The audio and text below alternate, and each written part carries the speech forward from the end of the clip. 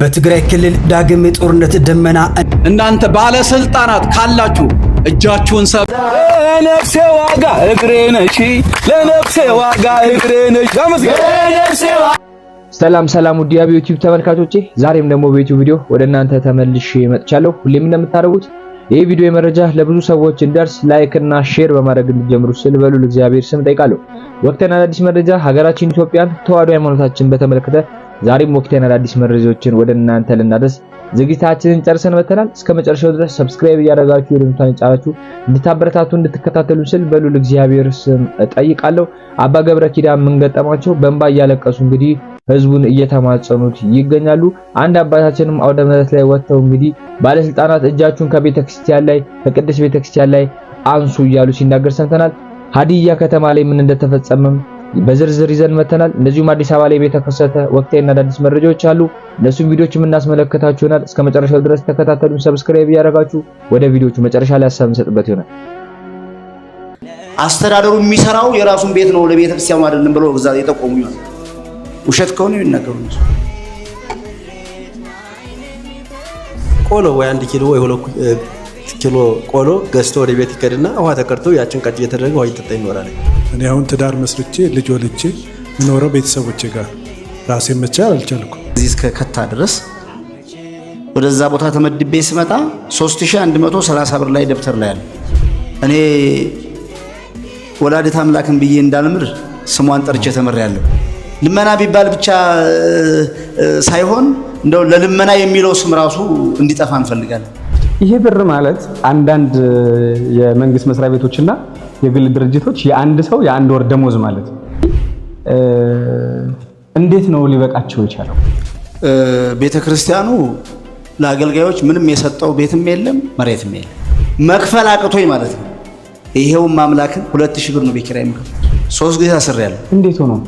ወፍጮ ቤቱን ሳሰር 3 ጊዜ ማለት ነው። እኔ ያው ትንሽ እዚህ ላይ ትንሽ እምትድነው ልንገር በፕሮስፐሪቲ አይደለም በብልጽግና ወንጌል እድናለሁ የሚል ሞኝና ሞኝ ከባብ እንቁላል እርግብ የሚጠብቅ ብቻ ነው። አለቅ ያገኘው ሁሉ እየጫነን አይደለም። ማርያም አታማልድም ስትል አዋን ብላ አልተቀበልክም። በካናዳ ስንዴ ሃይማኖቱን የቀየረ የለም። እንደዚህ በፊት ምንድነው በፌስቡክ በምናምን ምሽት አገባው ብለ የተጃጃልክ የለም እንዴ? የለም ወይ? ይሄ እኮ መጃጃል ነው። የማይሆን ነገር እያደረግን ያለን አይደለንም። ታዲያ እንዴት ትድናለህ ወዳጄ? ተመለስና ና ከዚያ ውጣ፣ ከዚያ ከማይገባ ነገር ውጣ። ይሄ ግብረ ሰዶማይነት ውጊያችን እንዳንተ የምታውቁት እኛ የምናውቀው ውጊያችን የታንክና የእንትን አይደለም። የምትድነው ልንገር በፕሮስፐሪቲ አይደለም። እንቅጩን ልንገራችሁ በብልጽግና ወንጌል እድናለሁ የሚል ሞኝና ሞኝ ከባብ እንቁላል እርግብ የሚጠብቅ ብቻ ነው። አለቅ አትድንም። ልንገርህ ግልጹን የምትድነው በኦርቶዶክሳዊት ቤተክርስቲያን ብቻ ነው። መዳን ከዚህ ብቻ ነው ያለው፣ ከሌላ ምንም የለም። አትድንም፣ አንድንም። መዳን የምንችልበት ይሄው ተሰጠን። መድኃኒቱን መቀበል ነው። ካልተቀበልነ የሚጠብቀን ፍዳ አለ። የምድሩ ችግር የለም። 87 ዓመት ነው በኋላ ያለው ነው እንጂ ጭንቁ አስታራጊ ይግባኝ የሌለበት ምንም የሌለበት። ስለዚህ የት ነው ያለነው? ወጣቶች በተለይ የት ነው? ምንድነው እያደረግን ያለነው? አገር ተረካቢ ናችሁ? አገር ተረካቢ ናችሁ ወይ? መዳን ትፈልጋላችሁ? ሰላምን ትፈልጋላችሁ? ልጆቻችሁን በስርዓት አሳድጉ። እንዴት ነው ያሳደግናቸው? ምን እስኪ ማን ነው አሁን ጉቦ እየተቀበለን ያለ? ጉዳያችን ያለ ጉቦ የተፈጸመበት መስሪያ ቤት የሚጠራልኝ ሰው አለ? ይሄ እኮ ማፈር ያለብን አንገታችን መድፋት ያለብን ጉዳይ ነው። የኛ ልጆች አይደሉ? ከቻይና እኮ አልመጡም አይደል እንዴ? እናንተ ባለስልጣናት ካላችሁ እጃችሁን ሰብስቡ፣ ንጹሃንን መግደል አቁሙ። ካልሆነ አብረን ነው የምንጠፋው ብዬ ነው። ምንም የሚተርፍ የለም። እግዚአብሔር እጁን ያነሳል። ዝም በሉ ተመልከቱ። እግዚአብሔር እጁን ያነሳል። ግፈኞች አሸናፊ አይሆኑም። ልንገራችሁ ግልጽ ነው።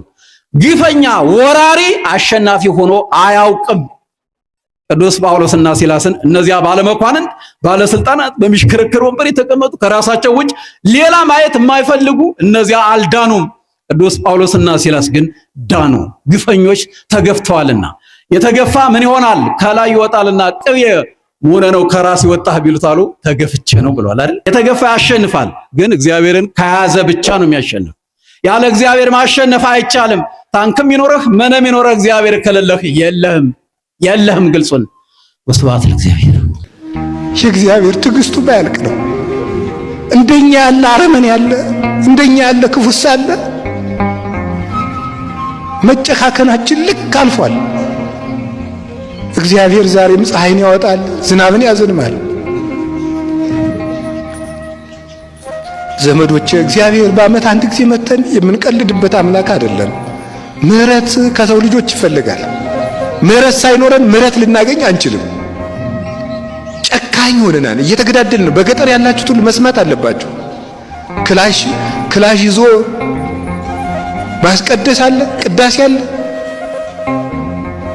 ነፍስ የገደለባችሁ ሰው ቢኖር ያንን ነፍስ የገደለባችሁን ሰው ስለገደላችሁት የሞተው ሰውዬ ይመለሳል? አይመለስም። የሰው ያለህ ነው የሚያሰኘው። አምላክ የሞተለት ሰው ተናቀ።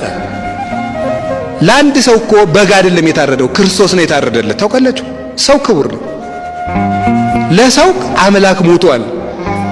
ውድ ገንዘቡን በእርሻ የተዳፈነ ዕንቁ ፍለጋ ያለውን ከፈለ ማለት ዓለም ያዳፈነውን የሰው ልጅ ለመፈለግ ክርስቶስ ራሱን አሳልፎ ሰጠ። ያለውን ሸጠ ማለት አንዴ የርሶም ኩሉን ዘባይልውቱም ኩሉ ማለት ነው። ራሱን ባዶ አደረገ ማለት ነው። ራሱን ባዶ አድርጎ የሰው ልጅን ለማዋጀት መጣ በትሕትና ሁሉ ሳለው። እግዚአብሔር ነግሰ ስብሐቲሁ ለብሰ የሚባል ጌታ፣ ብርሃኑን ለብሶ የሚኖር ጌታ እርቃኑን በቤተልሔም ተወለደ።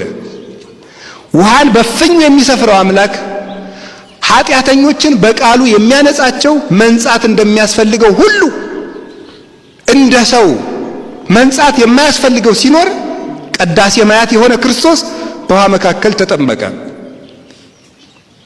የቁራ ጫጩቶችን ሳይዘነጋ የሚያበላቸው አምላክ እናቱ እንጀራና ውሃ እየለመነች አሳደገችው። እንደ ሰውም ኖረ፣ እንዳለ ሰው ገደሉት። ሰው በሚሞትበት የክብር ሞት እንኳን ሳይገሉት እርቃኑን እንዲሞት ያደረጉት። ይህ ለኛ የተከፈለ ዋጋ ነው። ውድ ዕንቁ ነን።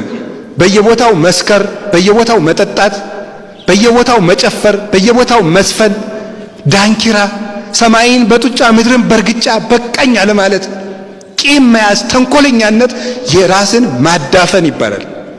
ሌት ተቀን እየበሉ ጾምን መሻር የራስን ማዳፈን ነው።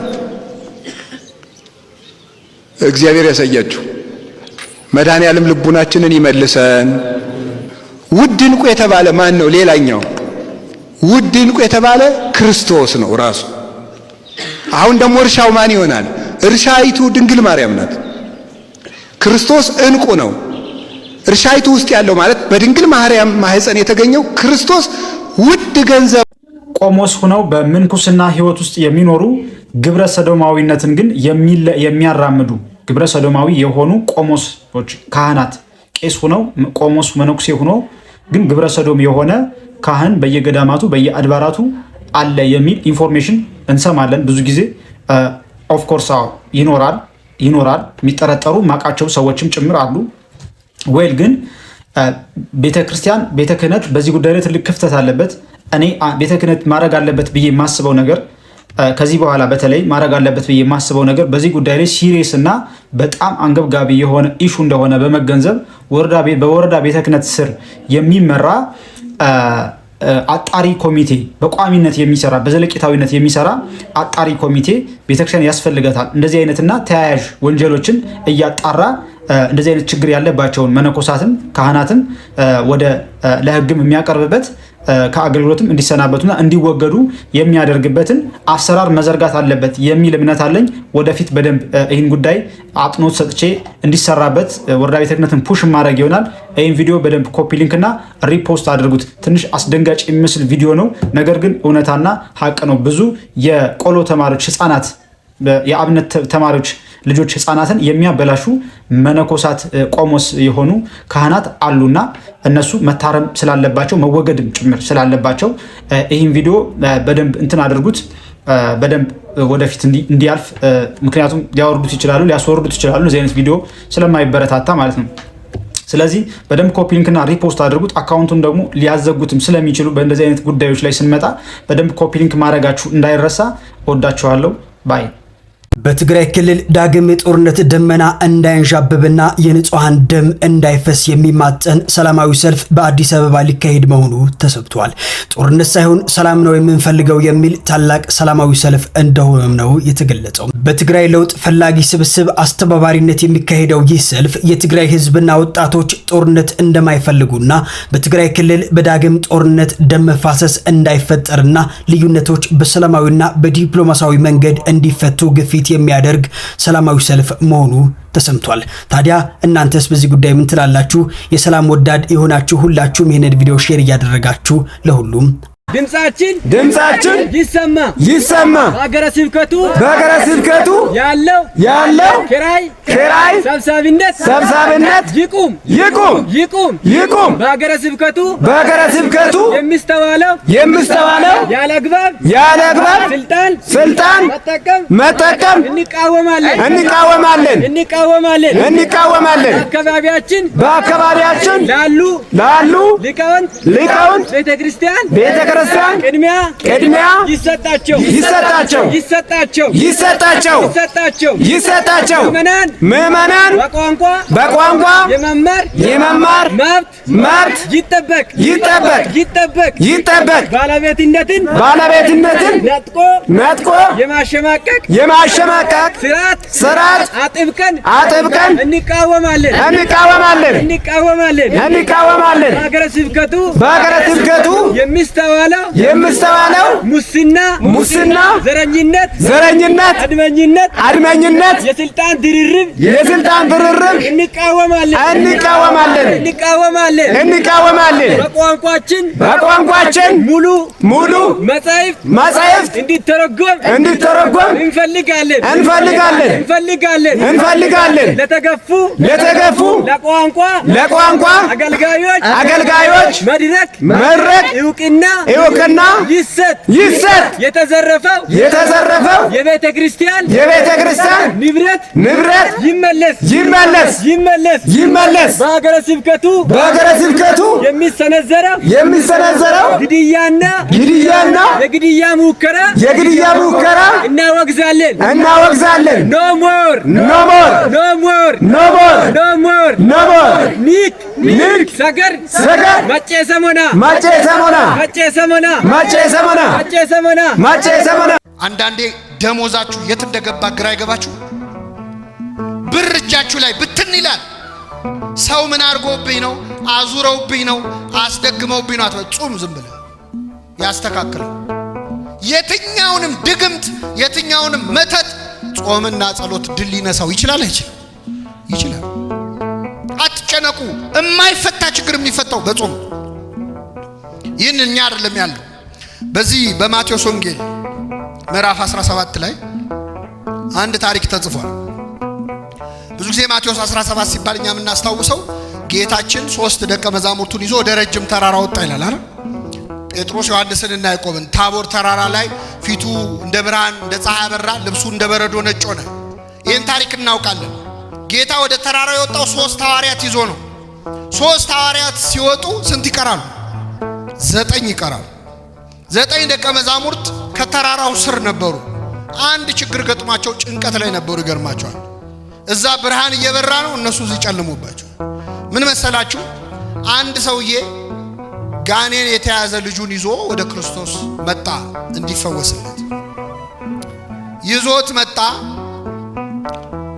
ጌታ 3ቱን ደቀ መዛሙርት ይዞ ተራራው ጫፍ ላይ ነው ያሉት። ደቀ መዛሙርት ስንት ናቸው? ደቀ መዛሙርቱ ደግሞ አጋንንት የማውጣት ስልጣን አላቸው። ሄደው አጋንንት ስለ ስም ተገዙልን ብለው መጥተው ለክርስቶስ ሁሉ ነግረውታል። አጋንንት ስለተገዙላችሁ ደስ አይበላችሁ፣ ስማችሁ በሰማያት ስለተጻፈ ደስ ይበላችሁ ሁሉ ብሏቸው። ስለዚህ አጋንንት ያወጣል። ስለዚህ ጌታ ባይኖርም ተማሪዎቹ ደቀ መዛሙርቱ ያወጡልኛል ብሎ ይህ ሰውዬ አመጣውና ያንን ልጅ እባካችሁ ይህንን ርኩስ መንፈስ አስወጡልኝ፣ ልጄ በጨረቃ ይጥለዋል አለ። በምን ይጥለዋል? ማታ ማታ ሲመሽ እያነሳ ይጥለዋል። አንዴ ወደ እሳት አንዴ ወደ ውሃ እያነሳ ያፈርጠዋል። አብሮት ያደገ ጋኔል ነው አለ። አብሮን ያደገው ከህፃንነቱ ጀምሮ እስካሁን ያሰቃየው እና እባካችሁ ይህንን ጋኔን ገስጻችሁ አስወጡልኛል። ይገርማችኋል። ይህ ጋኔን 9 ደቀ መዛሙርት ቢሉት ቢሰሩት አልወጣም። ስንት ሆነው መልሱልኝ። ደግሞ ምን አይነት ክፉ ጋኔን እንደሆነ ልንገራችሁ። ማለት የጋኔን ጥሩ የለውም፣ ግን ይሄ ክፉነቱ አይሰማም፣ አይናገርም። ምን አይልም። የት ነው ያዝከው ስትለው አይሰማም። መች ነው የምትወጣው ስትለው አይመልስም። ደንቆሮም ነው፣ ዲዳም ነው። ውጣ ቢሉት ወዲያ ቢሉት ለ9 እምቢ አለ። ይህን ጊዜ ጸሐፍት ፈሪሳውያን እዛ ቆመዋል፣ መሳቅ ጀመሩ። 9 ሆነው አቃታቸው ብለው ማለት። አሁን ምዕመናን እዚህ ጉባኤ ላይ እርኩስ መንፈስ ያለበት ሰው በጣም ቢረብሽ፣ እዚህ የረበሸውን እርኩስ መንፈስ ያለበት ሰው አምጥተን እዚህ ያሉ 9 ካህናት ውጣ ቢሉት አልወጣም ቢል እናንተ ምን ታስባላችሁ?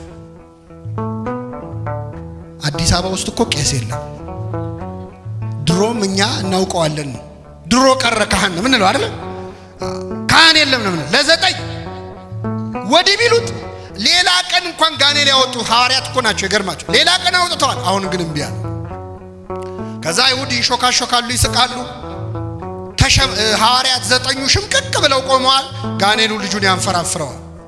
ይህ ሲሆን ጌታ 3 ደቀ መዛሙርቱን ይዞ ብርሃነ መለኮቱን ምን እያለ ነው? እያበራ ነው። ጴጥሮስ እዛ ቆሞ ጌታ ሆይ በዚህ መሆን ለኛ፣ አቤት ወንድሞች እዛ ይሰቃያሉ፣ አንተ በዚህ መሆን ለኛ መልካም ነው። አንተ ሲመጭ እኮ አይታየም የሰው ችግር። ከዛ ጌታ ከዚያ ተራራ ወረደ። ሲወርድ ያ ሰው እየቀረበውና ጌታ ሆይ ልጄን ወደ ደቀ መዛሙርትህ አመጣሁት፣ ሊፈውሱት ግን አልቻሉም። ቢቻልህስ ልጄን ፈውስልኛል። ምን ቢልህስ? ለማን ነው ቢቻልህስ ያለው? ለክርስቶስ ቢቻልህስ ይባላል። ለእግዚአብሔር ምን የሚለው የለም። ቢቻልህስ ያለው ለምን መሰላችሁ? ደቀ መዛሙርቱ ካቃታቸው ያው መምህራቸውም የነሱ ቢጤ ነው ብሎ። አሁን እኮ እግዚአብሔርን ያስናቅረው እኛ አገልጋዮቹ ነን። እኛ ስላልቻለን የማይችል እንዳይመስላችሁ። እኛን ያቃተን እሱ ሁሉን ማድረግ ይችላል። ቢቻልህስ አለው። ቢቻልህስ ትላለህ? ለሚያምን ሰው ሁሉ ይቻላል። ይህን ጊዜ ሰውየው ምን አለ? አምናለሁ፣ አለማመኔን እርዳው አለ። እስኪ በሉ አምናለሁ፣ አለማመኔን። ይህ ሰው ያምናል አያምንም? ያምናል አያምንም? ለምን? ምን አለ? ምን እላለሁ? አምናለሁ አለ። መልሶ ደግሞ ስለዚህ የሰው ያምናል አያምንም? ግራ ገባችሁ አይደል? እሱም ግራ ገብቶታል። ያምናልም አያምንምም። አምናለሁ፣ ምንን እርዳው? እያመኑ አለማመን አለ ለካ። ግራ ገባችሁ? ልቀይርና ልንገራችሁ። እጾማለሁ በሉ እስኪ፣ አለመጾሜን እርዳው።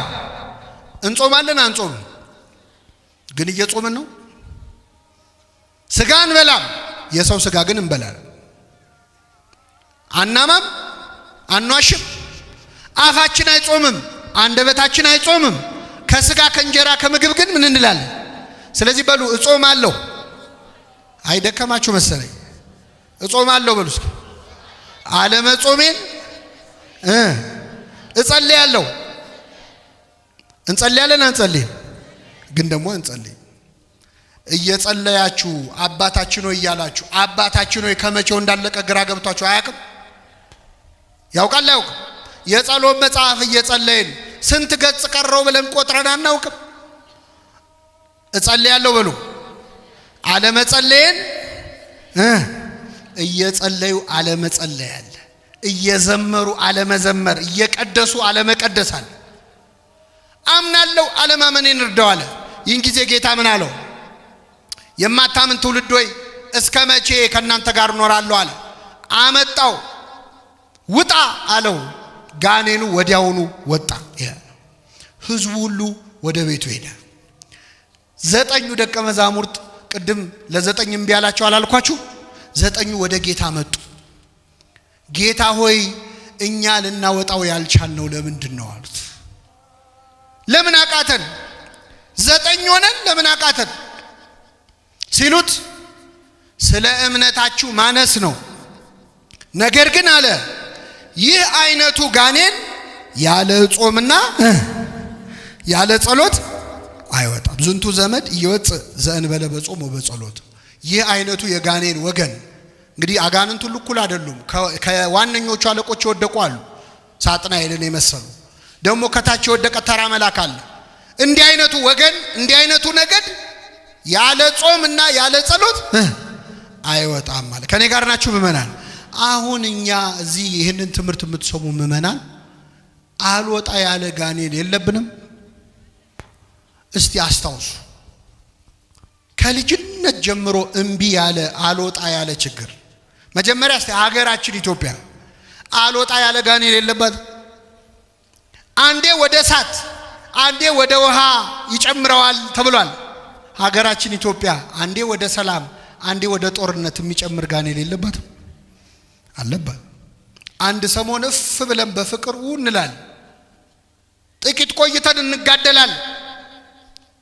መቼ ነው የምናርፈው? የዚች ሀገር ሰላም መቼ ነው የሚመጣው? ያቺ ሴት መታ ጨርቁን ነክታ ደሟ ቀጥ አለ ይላል። ደሟ የፈሰሰው ለስንት ዓመት ነበር? አቤት! የኢትዮጵያ ደም ለስንት ዓመት ፈሰሰ? መቼ ነው የሚቆመው የኢትዮጵያ ደም? እንደው ከኛ መሃል የጌታን ጨርቅ የሚነካ ሰው ጠፋ? የሚጋፋ አይደለም፣ ብዙ ሰዎች ተጋፍተዋል። ኃይል ከኔ ወጥቷል እንዲል የሚያደርግ አንድ በእምነት ጨርቁን የሚነካ ጠፋው። ምንድነው እንደ ሀገር አለቅ ያለን ጋኔን? ይህንን ጾም አለቅ ያለንን ጋኔን የሚያወጣ ያደርግልን። በግላችንስ አልወጣ ያለ ሰይጣን የለም? ከልጅነታችን ጀምሮ አለቅ ያለን ልጄ ማታ ማታ ይነሳበታል በጨረቃ አለ። አንዴ ወደ ውሃ አንዴ ወደ እሳት ይጨምረዋል አለ። ወጣቶች ማታ ማታ የሚነሳ ኃጢአት የለብንም? ማታ የሚጀምር ስካር፣ ማታ የሚጀምር ኃጢአት ዝሙት የለም? አንዴ ወደ ውሃ አንዴ ወደ እሳት ይጨምረዋል አለ።